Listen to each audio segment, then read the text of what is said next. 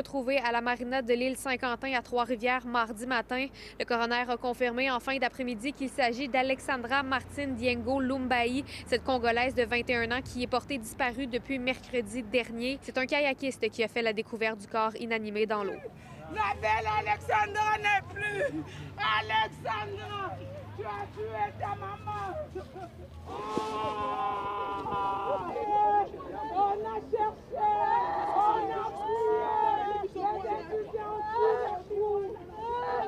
Plusieurs personnes de la communauté congolaise étaient sur place mardi. Une battue organisée par plusieurs étudiants avait lieu au moment de la découverte au parc de l'île Saint-Quentin pour tenter de retrouver des indices. La police de Trois-Rivières avait arrêté les recherches pour retrouver Alexandra mardi matin. Aujourd'hui, j'ai demandé la permission au travail. J'ai dit, je ne peux pas travailler, je dois aller parce que c'est comme notre nièce, quoi. Sa maman, c'est comme ma grande sœur, c'est comme ma yaya, comme on dit toujours. La maman est avisée, peut-être elle va arriver ici demain, mercredi. Un grand choc, surtout que c'est une jeune fille de 21 ans.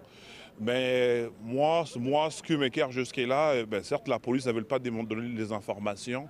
On peut quand même nous dire à quel état ils ont trouvé le corps. On laisse la police faire son travail, mais on sera quand même apaisé si la police nous donne des informations bien précises.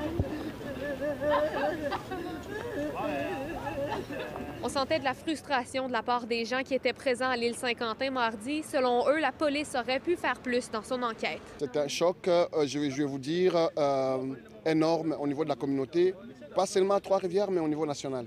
Parce qu'on a des gens ici aujourd'hui venant de Toronto, de Montréal, de Québec, d'Ottawa, comme moi-même. Mais c'est vraiment de partout qui sont venus parce que c'est vraiment choc d'abord à l'interne au niveau de la communauté congolaise, mais choc également au niveau vraiment de la communauté africaine de façon générale et des Canadiens dans son ensemble. On a l'impression que la police n'a pas tenu compte de certaines sensibilités.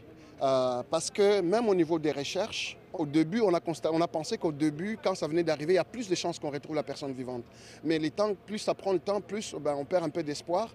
Et ça, vraiment, ça s'est ressenti au niveau de la communauté. Mais je comprends que tout le monde essaie de faire ce qu'il peut. La police fait également son travail. Mais c'est vraiment les ressentiments de la communauté que j'ai souligné ici.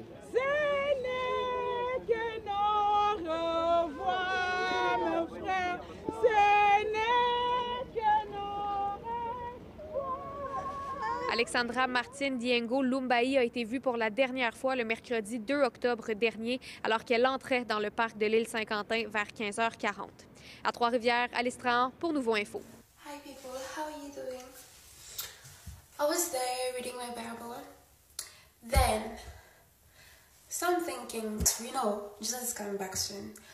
However, we don't know the day, we don't know the time. Even Jesus himself doesn't know. Only Father Lord knows. Do you know what else we don't know? Yes, there's a lot of things that we don't know, but there's also another thing that we don't know ourselves. We don't know the day of our death. Do you know when you're gonna die? You don't. I was reading this verse and it was just so powerful and just captured my mind. It's Ecclesiastes 9. Listen to what it's saying. After we're dead, there's nothing we can do. There's no more chances waiting for us.